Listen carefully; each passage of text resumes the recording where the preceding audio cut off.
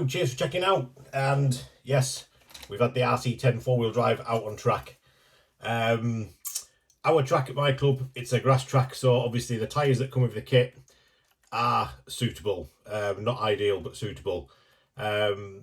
So running it ran absolutely fine. So obviously this is set up from the kit. Yeah, pretty much from the kit. And the ride height, obviously, I've had to set to what I need. And I'm in a couple of holes on the rear shock tower still, but pretty much just kit shock oils, pistons, etc. So absolutely brilliant on the track. It did really well. I'll put some. We did two finals, and basically I ran the first one, and then the second one I lent it to one of the lads from the clubs who's a good driver. I'm your average Joe driver, and it just basically shows with a better driver how much better the car actually became. So on the track, I was having a good little battle with my mate James Hodgson, who was running a long wheelbase mid, and through the fast open sections, not a lot in it.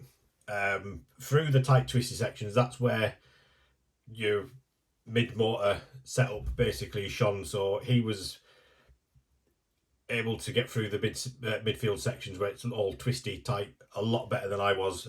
This was still a little bit sort of understeery coming out from the corners, and was losing a little bit of steering coming in. But other than that, brilliant to drive. And I did tighten up the front belt. It slips on the rear, so basically if you hold the front in your legs and tighten and turn the back, I noticed it was slipping on the back even though it looks nice and tight. So I've just got my belt tensioner set to there, if you can see it at all, but obviously everyone will need to set theirs slightly different to them. I run my standard electric setup that I'm running in all of them. So I've got the Savox servo and the Hobbywing XR10 Pro ESC, and I've got the Amy Booth 10.5 motor in the back.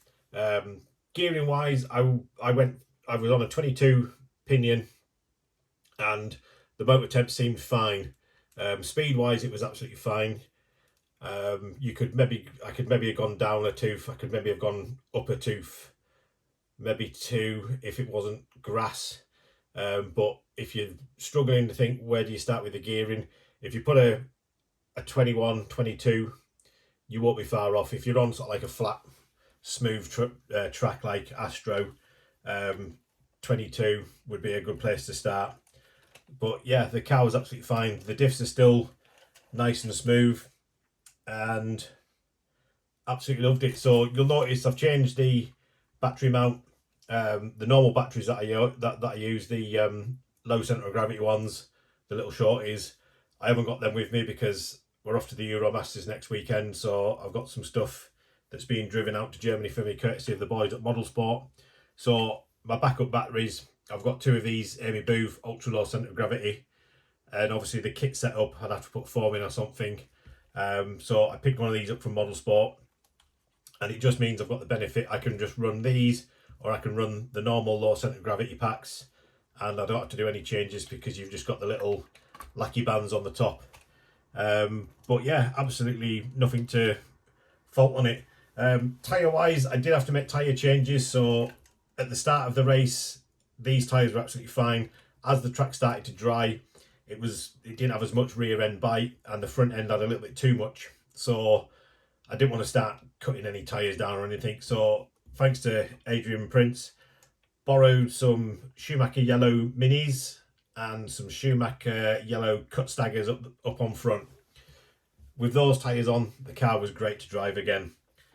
So there's some running footage that you'll have seen at the beginning. I'll put some more at the back of this video. But yeah, the slipper, when I first took it out, it was too tight from the kit setup, so I backed it off slightly.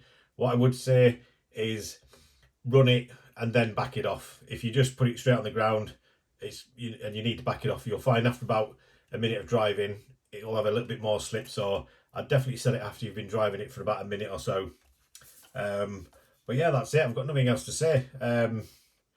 Absolutely great car to drive. can't wait to get it out again. We will have it out again, and it will be a few little tweaks to the setup. So out of the box setup, the rear end's too soft for my driving, or our track at least anyway.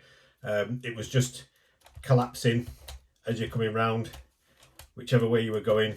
So the back end, I'm gonna probably go for 100 weight more. So what have I got? I've got 450, so I'll probably go 550 in the rear, and it's 600 up the front. The front didn't seem as though it needed anything changing. The front was nice. It was just the rear needs stiffening up a little bit just to stop the collapsing. It was mainly on the, if it was like a really fast corner, it was just dropping down. So that's it for this for now. If you've any questions, give us a shout in the comments below. But yeah, keep your eyes out peeled for the next video, which will be out in Germany at the Euromasters, where I've got the Cougar and the Pro Cat. But that's it for now for this car. It will be back out, but it's going to be a while until I get it back out. And thanks for watching, take care, and we'll see you on the next one.